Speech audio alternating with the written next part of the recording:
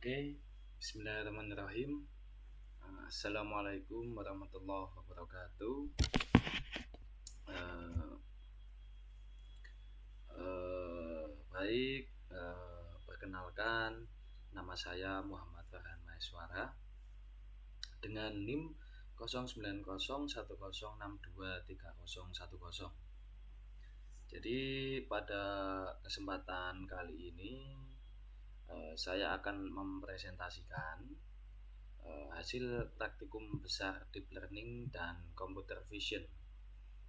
Jadi pada praktikum ini terdiri dari 20 percobaan ditambah plus 1 percobaan persiapan dataset, sehingga total itu ada 21 percobaan dan semuanya alhamdulillah berhasil dijalankan. Topik yang dibahas mencakup seluruh pipeline deep learning, mulai dari pre-processing gambar, kemudian masuk ke arsitektur CNN, training, kemudian mendeteksi objek, kemudian segmentasi, hingga masuk ke deployment model ke produksi. Sebelum masuk demo percobaan, saya akan jelaskan dulu overview materi tentang deep learning. Jadi di deep learning ini ada namanya arsitektur neural network dan CNN. Seperti ini. Jadi di program ini itu memvisualisasikan komponen arsitektur CNN. CNN itu apa? Convolutional Neural Network. Itu layer by layer. Jadi di deep learning ini adalah cabang machine learning yang menggunakan neural network berlapis-lapis untuk mempelajari representasi data secara otomatis. Untuk computer vision itu sendiri, arsitektur utama yang digunakan adalah CNN atau yang sudah saya sebutkan tadi, yaitu Convolutional Neural Network. Pipeline CNN standar terdiri dari adanya input gambar, kemudian masuk ke blok konvolusi yang terdiri dari constudi, kemudian ada ekstraksi fitur, kemudian ada batch knock untuk stabilisasi, relu itu sebagai aktivasi nonlinear, lalu max pool itu untuk reduksi dimensi. Jadi di blok ini diulang beberapa kali. Terakhir masuk ke flatten, ke dense layer, dan softmax untuk klasifikasinya. Yang menarik dari CNN ini adalah dia itu belajar secara hierarki. Layer awal mendeteksi fitur sederhana seperti tepi dan tekstur. Layer tengah ini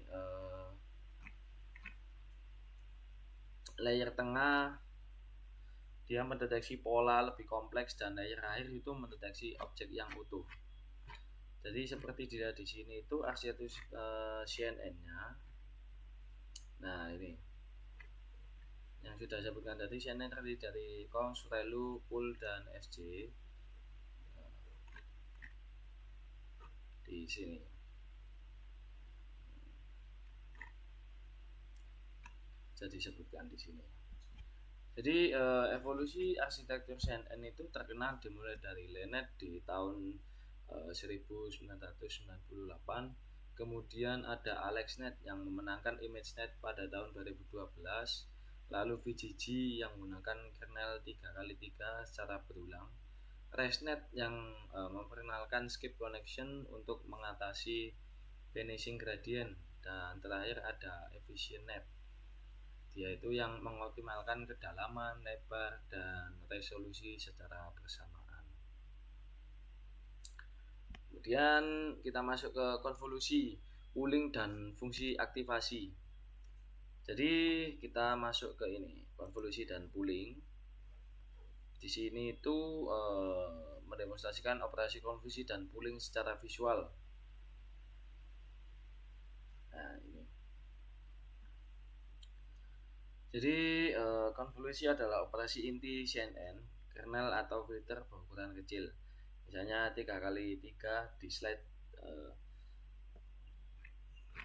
di atas gambar untuk mengekstrak fitur.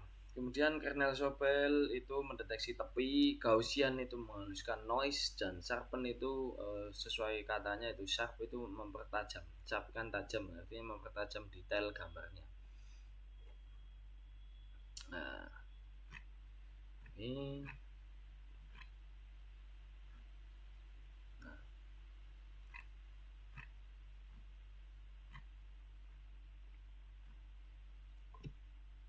kemudian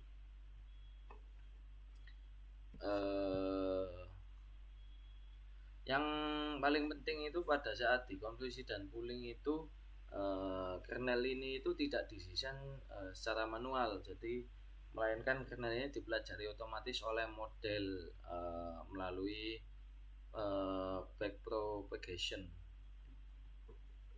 Nah, ini tadi. Jadi modelnya itu dipelajari, tidak dibuat secara manual. Ini tadi yang sudah disebutkan tadi, bahasanya sharpen ini tadi mempertajam gambarnya. Oke, kita masuk ke fungsi aktivasi.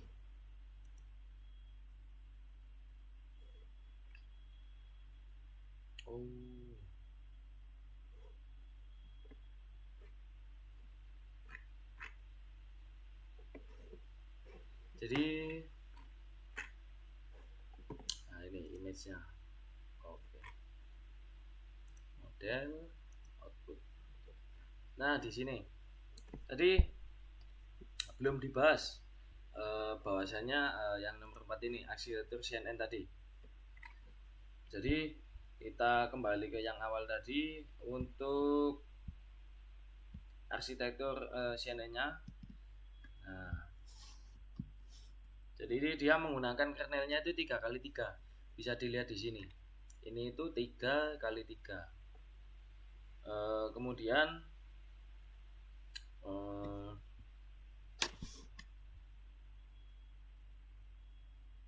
nah, kemudian untuk CNN, nah ini mempelajari representasi data secara otomatis. Jadi dia itu ada yang tadi itu disebutkan bahasanya ada input gambar. Ini inputannya seperti ini awalnya.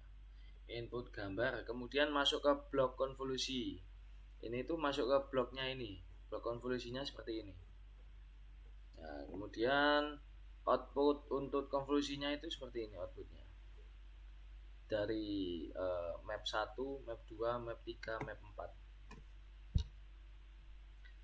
4. Kemudian masuk ke relunya jadinya seperti ini, dan masuk ke max pool outputnya jadinya gambar kucingnya seperti ini.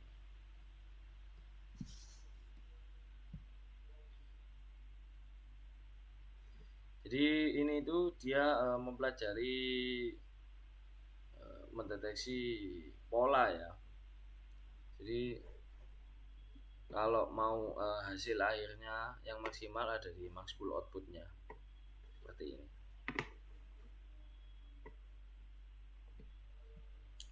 Oke, kita masuk ke yang konvolusi, pooling, dan fungsi aktivasi. Masuk ke ini fungsi yang konvolusi kernel. Jadi konvolusi adalah operasi intinya CNN. Kernel atau filternya itu berukuran kecil. Jadi misalnya ini contohnya kan di 3x3. Di ini bagian ini itu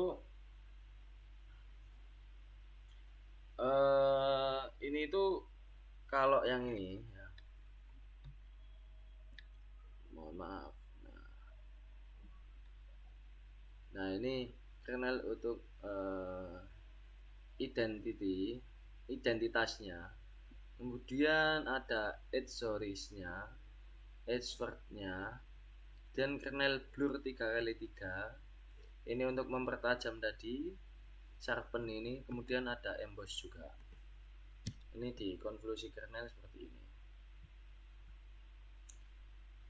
Ya ini tadi yang sudah disebutkan bahasanya kernel ini itu tidak didesain secara manual, melainkan dipelajari sistemnya ini secara otomatis. Kita lanjut ke fungsi aktivasinya dulu. Untuk fungsi aktivasinya, fungsi aktivasi menambahkan non-linearitas pada network. Untuk relu ini adalah dia itu yang paling populer karena komputasi ringan dan menghindari vanishing relu. Kemudian masuk ke sigmoid. Sigmoid itu tujuannya apa? Digunakan untuk output binernya. Dan softmax output multi-class yang menghasilkan distribusi probabilitas. Jadi kita masuk selanjutnya ke arsitektur terkenal dan transfer learning. Ada di bagian perbandingan model. Ini. Dari percobaan perbandingan model pre-train-nya, di sini bisa dilihat bahwasanya untuk MobileNet ini paling cepat 17 ms. Jadi ukurannya hanya 14 MB, cocok untuk mobile. Kemudian untuk efisien NetBO ada memiliki akurasi tertinggi, yaitu di angka 94,7%. Ukuran hanya di 21 MB. Untuk VGG 16 dia itu malah paling lambat, waktunya ada di 79 ms. Jadi di model semua ini tidak ada model yang unggul di semua aspek. Pilihan tergantung pada targetnya, target deploymentnya ya. Selanjutnya masuk ke transfer learning strategi.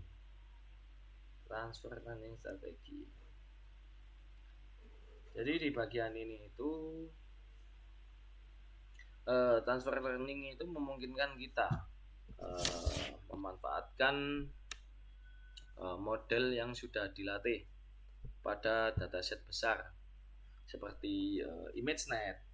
Jadi itu ada 3 strategi juga. Yang pertama itu ada feature extraction. Feature extraction itu dia itu freeze semua layernya, hanya ganti classifier. Jadi ini itu di feature extraction ini cocok untuk dataset kecil atau kurang dari 1000 gambar. Untuk fine tuning ini unfreeze beberapa layer teratas. Jadi ini cocok untuk dataset yang medium. Kemudian untuk from scratch ini dia itu train dari semua layer. Jadi mulai dari awal itu di train. Ini berfungsi lebih baiknya pada saat digunakan jika datasetnya berukuran sangat besar. Lanjut masuk ke data augmentation. Kita masuk ke bagian 7, augmentasi. Jadi data augmentasi ini adalah teknik memperbanyak data training secara artifisial. Tekniknya itu meliputi flip horizontal. Nah, ini ada flip horizontal, kemudian ada flip vertikal, kemudian ada rotasi, ya. Kemudian ada random crop. Ini crop ini di sini, ini random crop. Kemudian perubahan brightness dan kontras. Ini di sini perubahan brightness dan kontras serta penambahan noise di sini letaknya. Jadi dari satu gambar ini kita bisa menghasilkan lebih 8 atau lebih variasi gambarnya. Jadi augmentasi ini adalah regulasi gratis yang selalu meningkatkan generalisasi modelnya. Selanjutnya kita masuk ke object detection. Kita masuk ke object detection-nya ya. Nah ini object detection. Nah ini untuk detail objek, metode paling dasar adalah sliding window. Di-scan di seluruh gambar pada berbagai skala, sangat lambat. Ini memang modelnya sangat lambat, tapi penting ini secara konseptualnya. Nah ini untuk bagian 10 ini kita deteksinya di sini. Deteksi objeknya.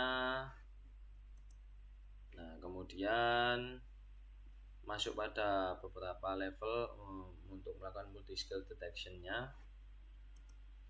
Melakukan sliding window yang tadi sudah saya sebutkan tadi di bagian ini untuk semua deteksi gambar seperti ini, kemudian melakukan NMS atau non maximum suppression, hasilnya seperti ini. Selanjutnya masuk ke Hog gradient. Nah seperti ini. Ada Hog atau histogram of oriented gradient. Jadi dia itu mengekstrak deskriptor fitur berdasarkan distribusi gradient.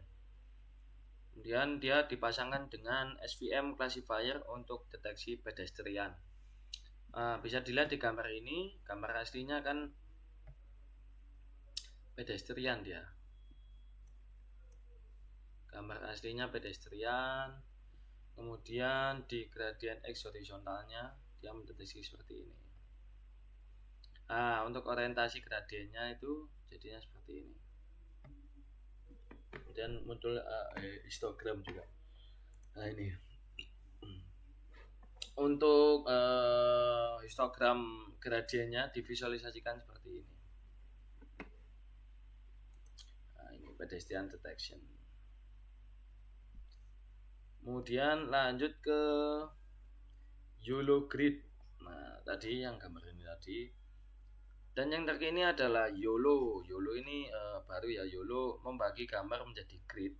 Jadi di grid setiap sel memprediksi adanya bounding box, kemudian confidence score, kemudian dan probabilitas kelas secara simultan dalam satu kali forward pass. Jadi inilah yang membuatnya real time di atas 30 fps. Seperti ini. Ini untuk YOLO gridnya. Kita masuk ke segmentasi.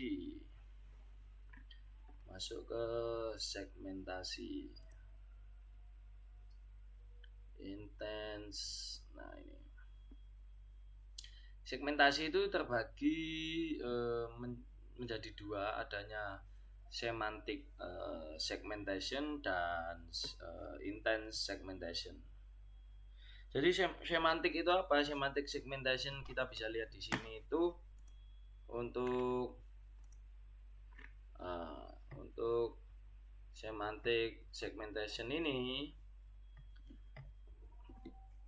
dia itu memberikan label kelas pada setiap pixel.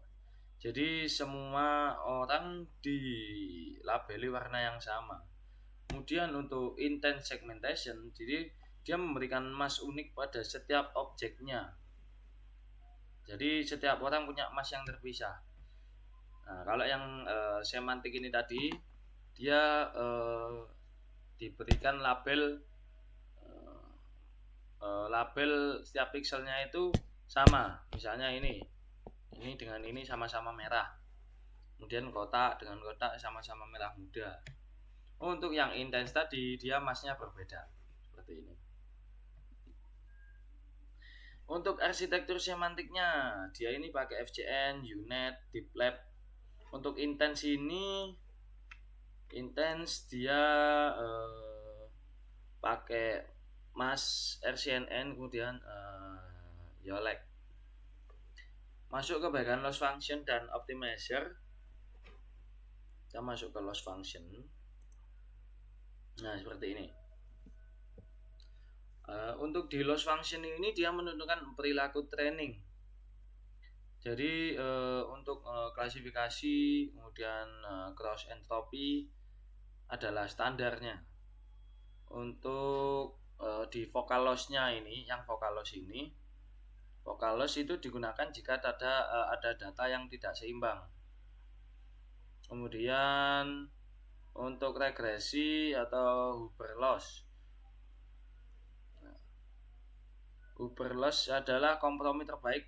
Jadi Huber loss ini antara ini loh, MSE dan mana? Nah, ini.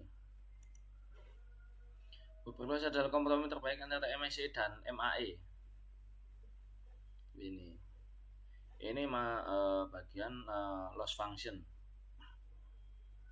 Untuk bagian optimizer, nah bisa dilihat di sini. Untuk optimizer Adam, jadi ini untuk mengoptimalkannya. Adam itu adalah termasuk dalam default yang terbaik. Ia bisa mengkonvert atau mengkonvergen lebih cepat dan tetap stabil. Dan ini untuk SGD. SGD ini dia termasuknya murni, tapi kekurangannya sangat lambat dan dia bisa terjebak di lokal minimanya. Jadi Adam ini default yang terbaik, dia bisa stabil. Untuk SGD ini murni, tapi dia lambat. Masuk ke bagian batch norm, dropout, metric, dan deployment. Masuk ke ini, batch norm. Nah ini, jadi di batch normalization, kita masuk ke batch normalization ya. Menstabilkan dia itu untuk menstabilkan distribusi aktivasi sehingga training lebih cepat dan learning rate bisa lebih tinggi. Dropout itu menonaktifkan neuron secara acak untuk mencegah overfitting. Nah, kita masuk ke confusion metric. Nah, ini yang sering digunakan. Jadi confusion metric itu dia itu untuk evaluasi model. Kita tidak boleh hanya pakai akurasi. F1 score itu lebih adil untuk data yang tidak seimbang. Jadi mengukur kemampuan diskriminasi model pada semua threshold, pada semua batasannya. Ini bisa dilihat ada label prediksi dan label sebenarnya. Jadi nilai benar dari itu dia gini bentuknya. Ketika confusion metric, nah ini. Jadi ketika training yang benar membaca kucing itu ada 37. Sedangkan label sebenarnya kucing dia hanya bisa membaca 37.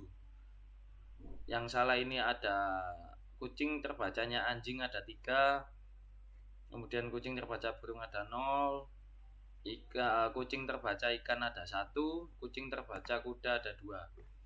Jadi dan ini membacanya sama dan seterusnya ya. Oke, kita lanjut ke ONS pipeline. Nah seperti ini. Terakhir deployment. ONS adalah format universal untuk ekspor model.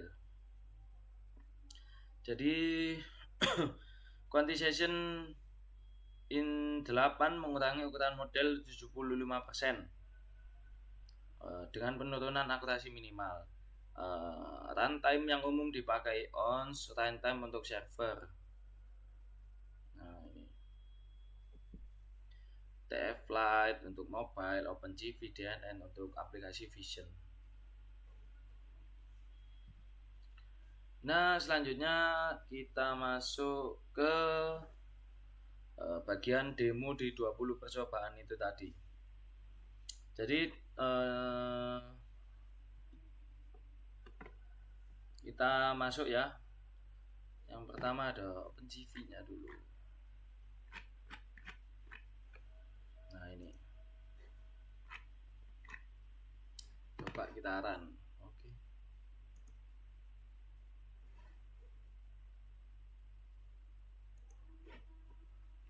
Nah ini, ketika kita sudah run untuk percobaan 1, ini tentang preprocessing blob, membuat blob standar.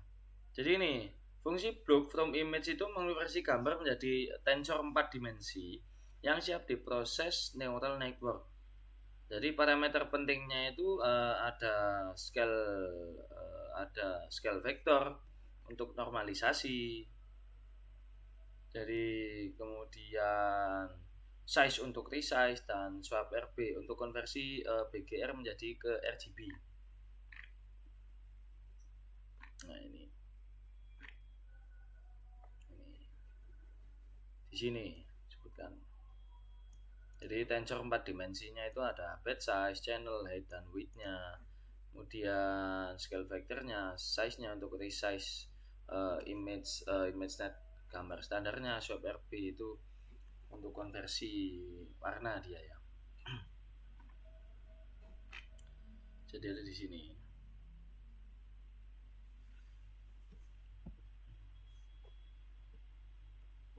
Preprocessing compression.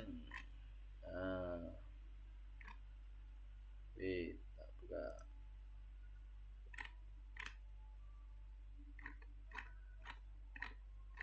Satu preprocessing compression. Nah ini tadi yang saya sebutkan tadi. Jadi channel blobnya itu seperti ini. Ini gambar asli, ini yang RGB-nya di sini. Jadi dia membuat swap RB-nya itu dari gambar yang di blob tadi itu gambarnya BGR menjadi ke RGB seperti ini. Oke, kita lanjut masuk ke percobaan kedua. Itu ada klasifikasi DNN. Masuk ke klasifikasi DNN. Nah, oke. Coba kita run yang ini. Nah, seperti ini.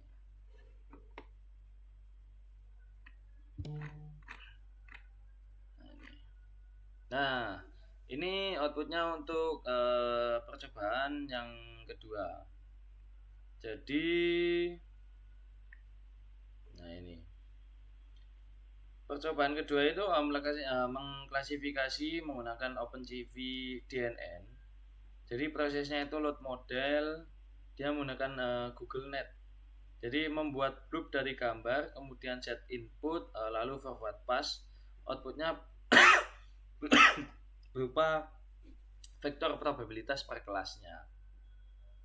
Jadi untuk klasifikasi hasilnya seperti ini, saya tunjukkan. Nah seperti ini.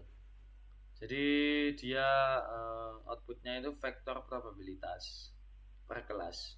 Jadi kucing ini probabilitasnya. Untuk gambar inputnya ini input kucing. Terbacanya untuk probabilitasnya ketika mengklasifikasi gambar dengan ini kan mengklasifikasi gambar kucing ini dengan menggunakan OpenCV DNN. Prediksinya kucing, jadi memang benar gambar kucing dia menempati probabilitas paling tinggi yaitu di atas 60%. Dan ada yang terbaca anjing, mobil, bunga dan gedung. Seperti itu. Kita masuk ke percobaan ketiga yaitu perbandingan model. Kita masuk ke perbandingan model. Nah, perbandingan model itu seperti ini. Coba kita run ya.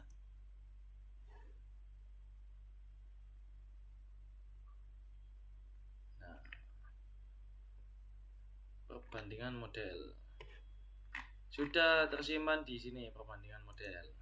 Nah, sebentar Bentar ya, ini masih ada jeda azan isya.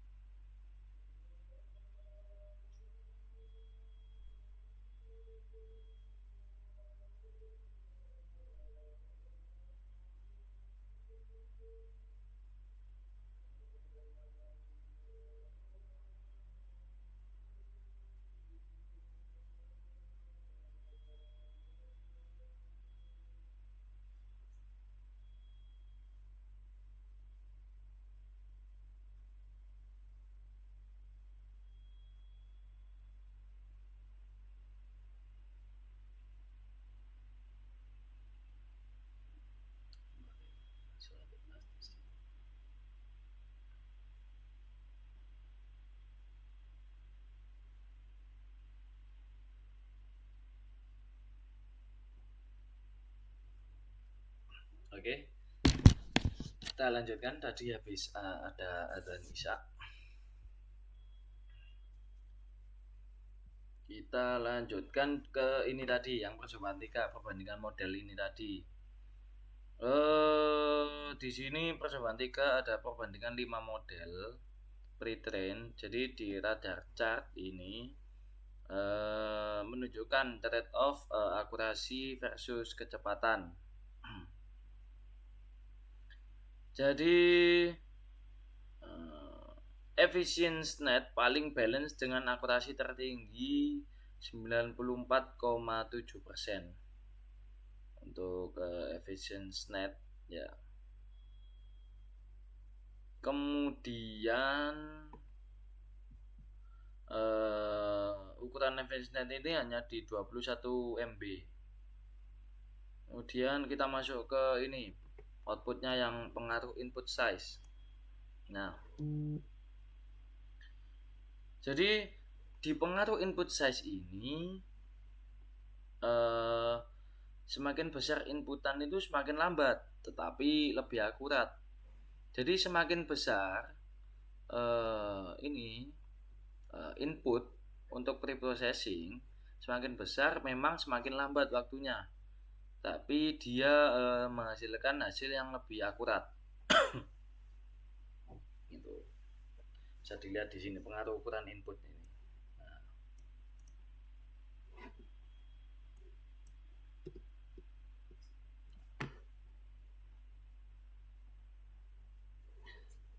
Oke, kita masuk ke arsitektur CNN. Masuk ke bagian arsitektur CNN. Nah, ini. Untuk percobaan 4, jadi visualisasi pipeline CNN itu tadi. Bisa dilihat fitur map dari setiap layernya. Ini kan tiap layer ada kan? Ada layer confusion, relu, max pool.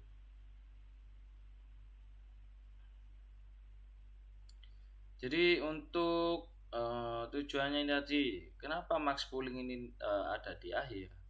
Max pooling itu dia mereduksi dimensi 50%. Ini masuk ke arsitektur yang terkenal ya. Perbedaan arsitektur terkenal dari LeNet hingga EfficientNet. Ini diagramnya ada di sini. Jumlah layer per arsitektur di LeNet ini hanya ada di tahun 98 ini hanya ada sekian. Yang terbaru ada di EfficientNet, dia jumlah layernya ada banyak.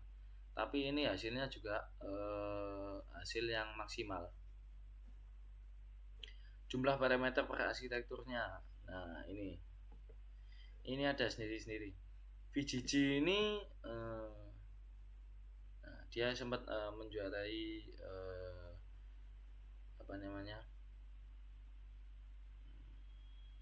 arsitektur yang digunakan. Lanjut ke fungsi aktivasinya. Fungsi aktivasi. Nah, ini tadi. Fungsi aktivasi.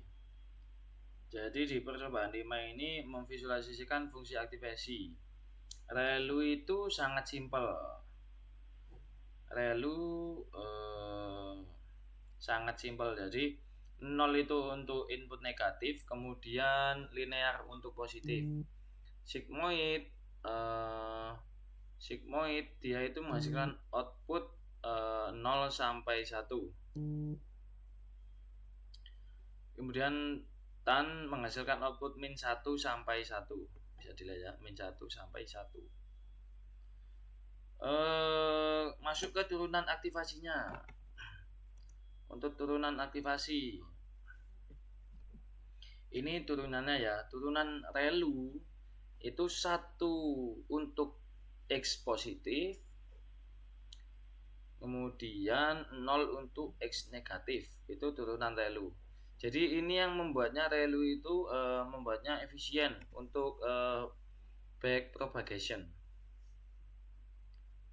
Kemudian masuk ke softmax demonya.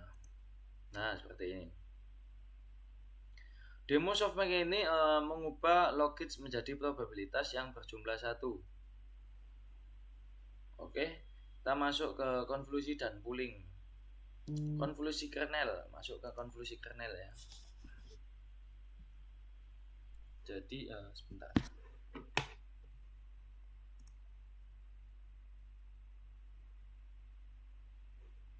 Oke. Jadi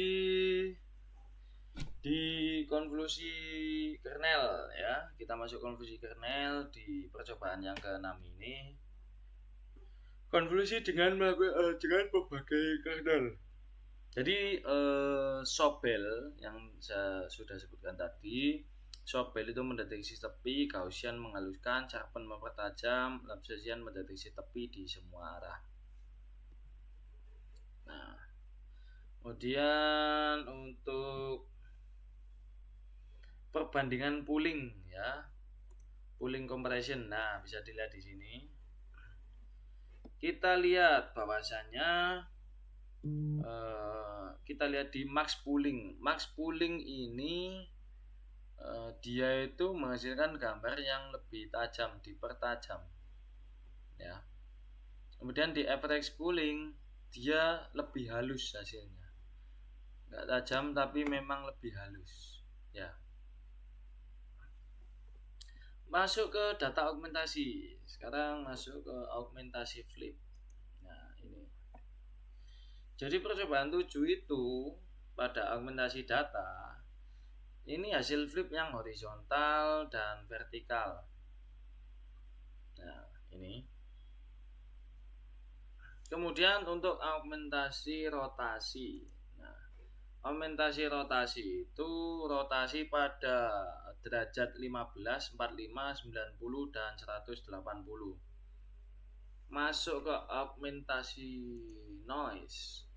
Untuk augmentasi noise ini ada penambahan noise yaitu Gaussian. Ini ada Gaussian noise ya. Di sini ada Gaussian noise, kemudian di sini ada Gaussian noise, kemudian ada salt and pepper noise, kemudian ada Gaussian blur. Nah, seperti ini. Jadi semua augmentasi di sini itu membantu model untuk menjadi lebih robust. Lanjut ke percobaan 8 yaitu transfer learning. Nah, ini tadi. Transfer learning strategi. Jadi 3 strategi transfer learning divisualisasikan seperti ini. Seperti di gambar ini.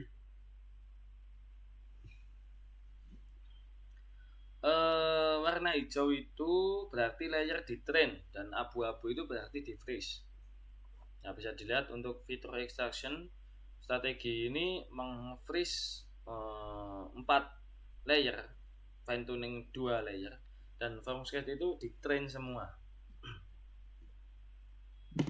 Jadi outputnya bisa dilihat bahasanya di training curve-nya. Nah, kita lihat di sini. Kurva training ini menunjukkan fine tuning konvergen paling cepat dan akurasi tertinggi. Fitur extraction juga cepat tapi plateau lebih rendah. Jadi training formscape-nya itu lebih lambat. Bisa dilihat di sini. Kurva training. Nah, akurasi validasi ketika pakai fine tuning itu tinggi. Nah, untuk loss, kurva training loss-nya formscape seperti ini. Ini dengan contoh menggunakan 30 epoch atau 30 kali train. Masuk ke percobaan 9 yaitu di back propagation. Kita masuk ya. Nah, seperti ini. Di decision boundary. Nah, ini hasilnya. Jadi visualisasi decision boundary ini visualisasi back propagation pada problem solve. Jadi loss itu menurun dari 0,25 ke mendekati 0 dan magnitude gradient juga mengecil seiring training. Ini menunjukkan model sudah konvergen. Lanjut ke yang ini tadi, decision boundary ini menunjukkan network 2 layer berhasil memisahkan datanya ya. Jadi SOR yang tidak dapat dipisahkan secara dia itu dapat memisahkan data SOR yang tidak bisa dipisahkan secara linear. Kemudian lanjut ke percobaan 10 ada sliding window. Kita masuk ke sliding window. Nah, seperti ini. Untuk sliding window sendiri di percobaan 10, deteksi objek dengan sliding window berbagai ukuran di-scan di seluruh gambar ya.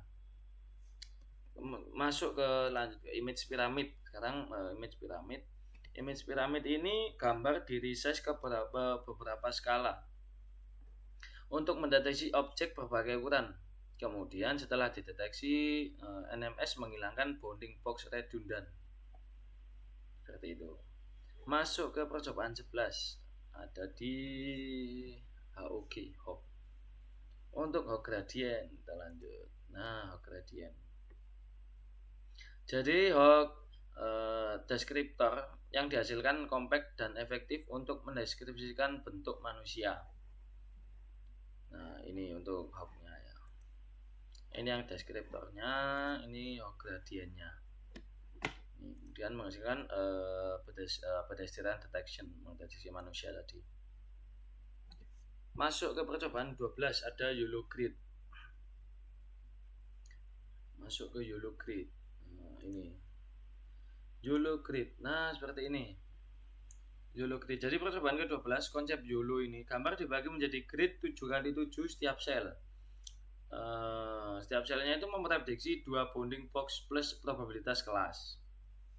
Untuk yang IO visualisasinya, IOU atau intersection over unionnya, intersection over union, dia itu mengukur overlap antara prediksi dan ground truth. Kemudian di IOU di atas 0,5 ya, 0,5 itu dianggap deteksi positif. Lanjut ke segmentasi. Percobaan ke-13 segmentasi ya. Semantic segmentation. Nah, ini. Masuk ke segmentasi warna dulu. Segmentasi warna. Nah, di segmentasi warna ini segmentasi berbasis warna HSV dan mask yang dihasilkan untuk setiap range warna itu ada biru, hijau, merah, dan kuning. Nah, segmentasi Cummins. Nah, bisa dilihat seperti ini. Jadi segmentasi Cummins itu mengelompokkan piksel menjadi 5 klaster berdasarkan kesamaan warnanya. Gitu. Oke, lanjut ke percobaan 14. Ada intent segmentation. Kita buka dulu intent versus semantiknya ini. Nah, semua objek satu kelas punya warna sama. Di intent setiap objek punya mask yang unik. Lanjut ke percobaan 15, yaitu loss function. Loss functionnya percobaan 16, jadi visualisasi loss function. MSE sangat sensitif outlier karena dikuadratkan. MAE lebih robust. Upper loss adalah kompromi. Kemudian yang vokal loss memberi bobot lebih pada sampel yang sulit. Masuk ke percobaan 16 atau optimizer.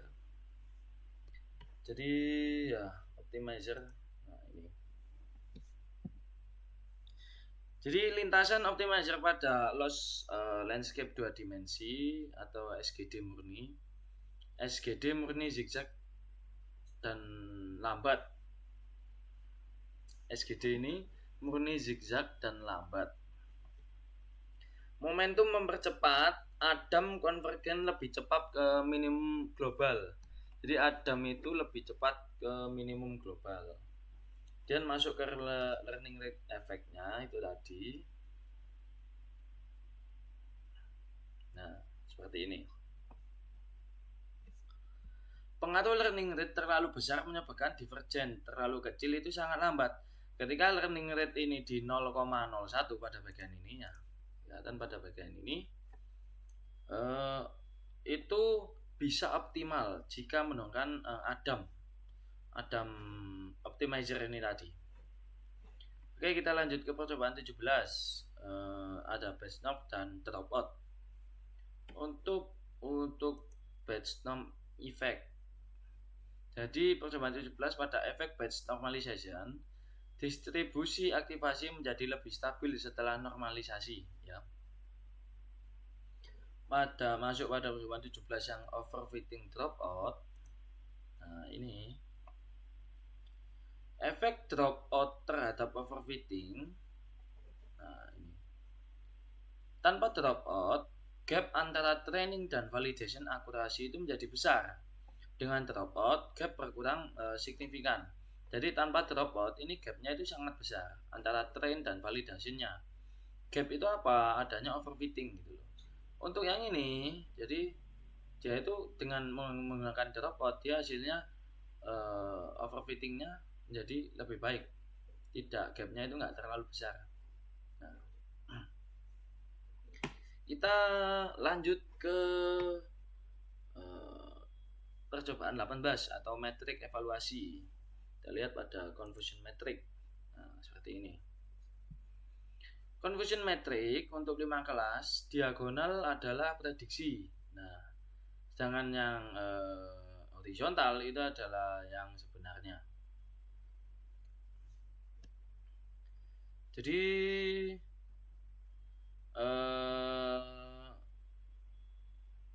yang di metrik per kelas.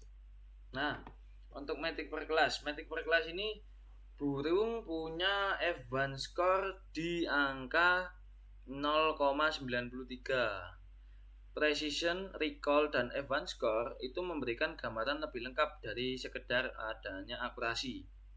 Nah, bisa dilihat di sini. ROC. Nah, untuk kurva ROC dan precision recall, model bagus punya AUC, punya AU sekitar 0,92, mendekati sudut kiri atas yang sempurna. Masuk ke percobaan 19 pada benchmark ya, Onyx dan deployment. Kita buka pada Onyx pipeline dulu. Nah, untuk Onyx pipeline itu ini percobaan 19 pipeline deployment. Jadi training di PyTorch, ekspor ke ONS, kemudian optimize dengan quantization, lalu deploy ke runtime target. Kemudian untuk kita buka output di yang ini tadi, quantization. Untuk quantization pada FP32 ke IN8, ukuran berkurang 4 kali, kecepatan 2-4 kali lebih cepat dengan penurunan akurasi minimal. Oke, lanjut ke percobaan ke-20. Masuk percobaan ke-20 ya. Masuk proyek klasifikasi bentuk. Jadi klasifikasi bentuk seperti ini. Masuk ke dataset sampel. Nah, ini bentuk yang berbeda-beda ya yang ini. Percobaan terakhir ini adalah proyek end-to-end. Jadi dataset itu ada 400 gambar sintetis. Ada lingkaran, segitiga, kemudian persegi, dan bintang. Untuk klasifikasi bentuknya itu kita lihat di sini. Nah, yang sini. Kemudian kita lihat fiturnya. Nah, ini.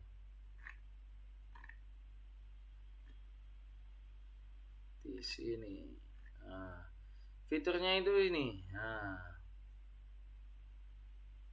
fiturnya ada seperti ini, momen, kontur statistik. Nah, kemudian mengklasifikasi menggunakan KNN. Nah, untuk hasilnya ini tadi ada di prediksi hasil. Nah, seperti ini. Ini prediksi hasil. Hasil prediksi pada beberapa sampel warna hijau itu benar, merah itu salah. Akurasi bisa ditingkatkan jika menggunakan CNN dibandingkan dengan KNN. Oke.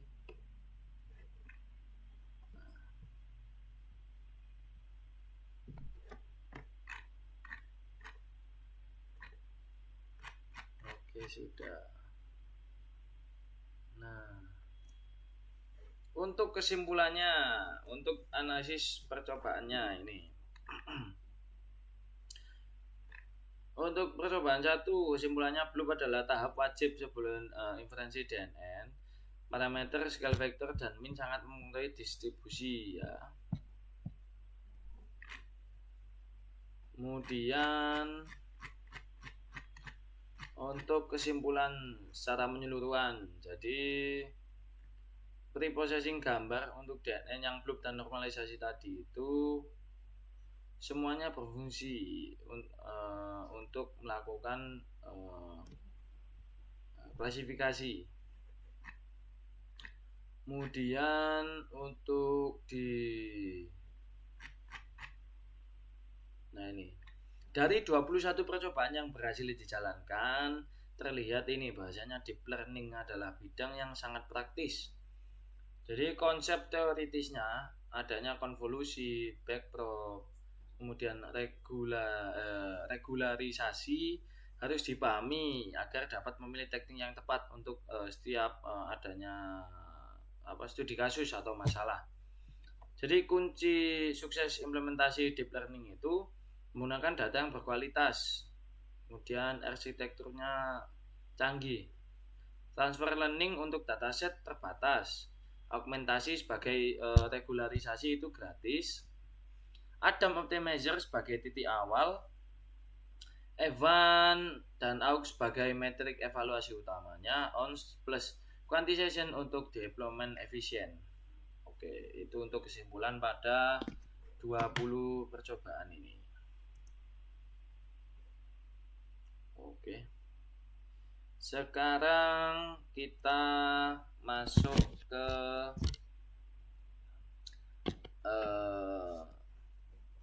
proyek final. Kita masuk ke proyek finalnya. Nah, ini. Untuk proyek final.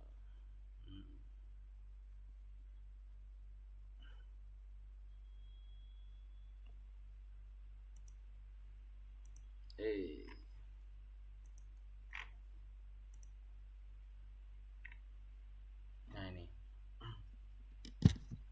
Oke. Nah, ini. Untuk proyek final deep learning ini saya mengambil soal cerita yang nomor 10. Jadi ini fashion item classifier dan recommender pengembangan 15. Wait, finalnya saya hide dulu. Nah, seperti ini. Nomor 10, kemudian soal cerita yang dipilih ini saya pilih nomor 10 yaitu mengidentifikasi fashion. Jadi studi kasusnya seperti ini. Sebuah perusahaan e-commerce fashion memerlukan sebuah tool klasifikasi produk pakaian secara otomatis. Sistem ini harus mampu mengklasifikasikan gambar produk ke dalam 10 kategori pakaian, entah itu t-shirt atau top, kemudian trouser, pullover, dress, coat, sandal, shirt, sneaker, bag, dan ankle boot. Kemudian melakukan segmentasi untuk memisahkan objek pakaian dari background, mengekstrak warna dominan dari gambar produk, kemudian memberikan rekomendasi item serupa berdasarkan kemiripan fitur visual. Jadi dataset ini menggunakan Fashion MNIST ya, dari Zalando Research dengan menggunakan 70.000 gambar grayscale 28x28 pixel terbagi dalam 10 kelas. Untuk efisiensi komputasi pada CPU digunakan 6.000 data training dan 1.000 data testing. Oke.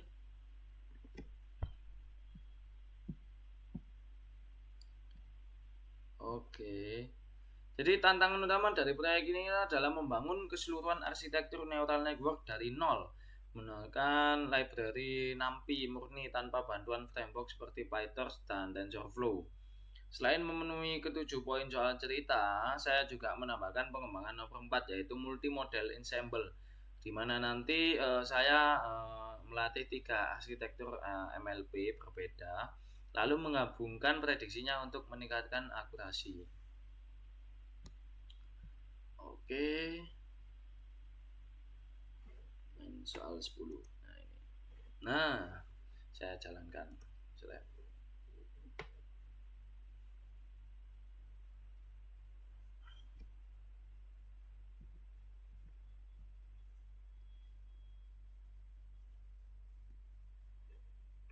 Nah, ini. Sudah. Oke. Output 10.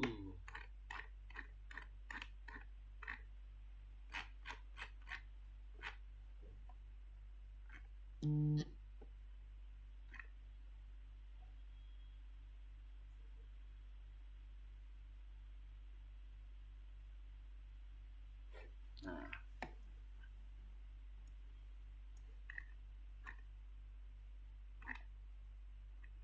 Oke.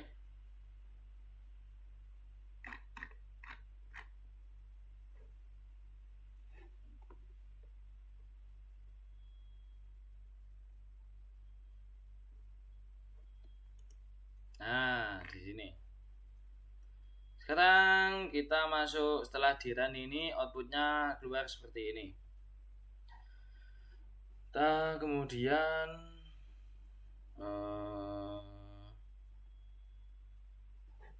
nah ini bisa dilihat ada perbandingan modelnya. Masuk ke dashboard dulu. Nah, untuk dashboard ini pengembangan part yang saya gunakan tadi, confusion metricnya seperti ini. Dia mendeteksi t-shirt seperti ini. Jadi nilai angkanya cukup lumayan bagus untuk nilai angkanya. Untuk ensemble-nya, jadi perbandingan akurasi individual vs ensemble yang saya kembangkan itu tadi, angkanya seperti ini. Untuk interface-nya seperti ini. Untuk ankle boot-nya terdeteksi 63,8%, kemudian pullover-nya 67%, trouser-nya 98%, dan seterusnya. Untuk rekomendasi, ini query-nya ada ankle boot ya. Kemudian ankle boot. Nah, sneaker ankle boot. Nah, seperti ini. Untuk silensinya, silensi map. Jadi area itu berpengaruh pada prediksi gitu loh ya. Untuk segmentasi pakaian dari backgroundnya. Training, ini kurva trainingnya perbandingan 3 model tadi, model A, B, C. Training lossnya dapat seperti ini, training akurasinya seperti ini. Untuk warna, ini ekstraksi warna dominan menggunakan Cummins ya itu tadi. Nah seperti itu. Jadi konsep yang dipelajari untuk percobaan ini.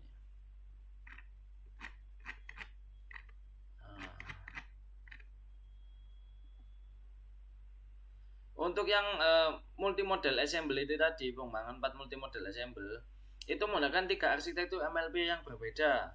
Jadinya ada yang ukurannya 256/128, kemudian 512/256, kemudian ada 128, 64 dan 32. Menggunakan soft voting atau rata-rata probabilitas. Dan ada juga hard voting atau majority voting. Ini menggunakan perbandingan akurasi individual vs assemble. Jadi dashboard itu ada confusion metric plus precision atau recall atau F1 skornya. Seperti itu. Ya, oke, sekian itu saja yang bisa saya sampaikan. Kurang lebihnya saya mohon maaf. Wassalamualaikum warahmatullahi wabarakatuh.